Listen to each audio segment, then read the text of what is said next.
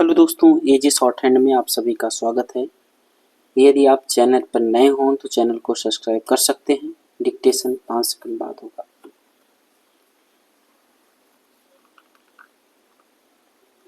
Ready. अध्यक्ष महोदय, मैं कहना चाहता हूं कि हर आदमी को यह अधिकार है कि जिसको वह चाहे डाक द्वारा मत भेज सके। ऐसा तो नहीं है कि सभी मत किसी एक अधिकारी के सामने ही इकट्ठा करके भेजे जाते हैं। जहां तक इस बिल का संबंध है वह ठीक है। वह प्रारंभ में ही आना चाहिए था और मैं इसका समर्थन करता हूँ। मैं इस सदन के माननीय सदस्यों से भी निवेदन करता हूँ कि इस बिल को पास कर दिया जाए। खेती में उन्नति ना होने का कारण क्या है? उसका एक कारण यह है कि खेती से संबंधित जितने विभाग हैं उनमें आपस में समन्वय नहीं है। खेती के लिए अच्छी खाद की आवश्यकता है। पानी की आवश्यकता है। औजारों की आवश्यकता है और धन की आवश्यकता है। इन सारी चीजों के लिए अलग अलग विभाग हैं।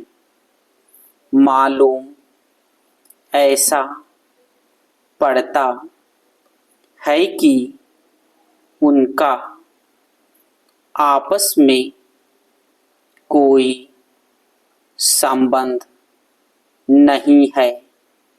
वे आपस में मिलकर कोई योजना नहीं बनाते जिससे खेती की आवश्यकताएं पूरी होती।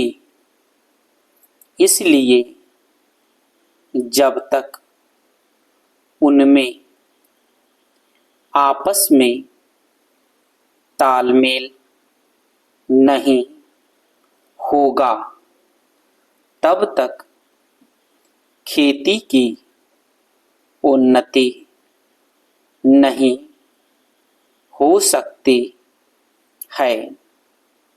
दूसरा कारण यह है कि योजना की बिल्कुल कमी है।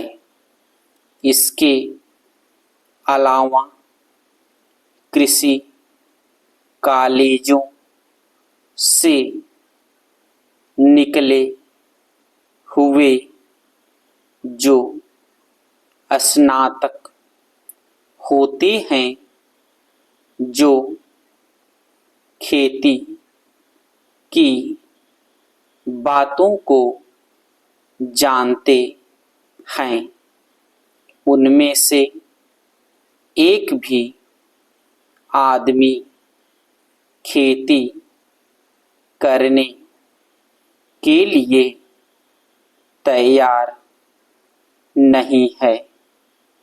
सभी प्रोफेसर बनने के लिए तैयार हैं। खेती के लिए कोई भी तैयार नहीं है। एक बात मैं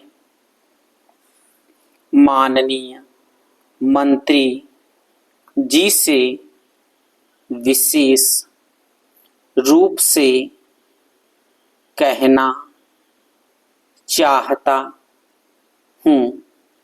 अधिक उपज ना होने का एक कारण यह है कि जो खेत में काम करते हैं, वे उसके मालिक नहीं हैं। खेत किसी और का है और काम कोई और कर रहा है। इसलिए मेरा कहना यह है कि किसानों में जब तक यह भावना पैदा नहीं होगी कि यह मेरी भूमि है, तब तक अधिक उपज नहीं हो सकती है। इसके लिए आप जब तक भूमि सुधार नहीं करेंगे, तब तक कोई बात बनने वाली नहीं है। दुर्भाग्य से इस देश में खेती करने वाले बहुत कम लोग ही भूमि के स्वामी हैं।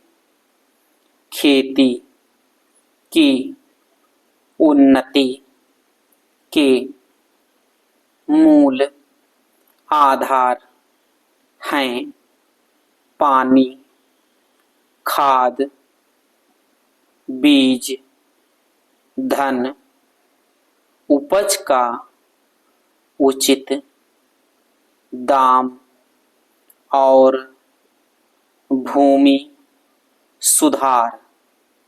इन सबकी ओर कृषि मंत्रालय का ध्यान नहीं है।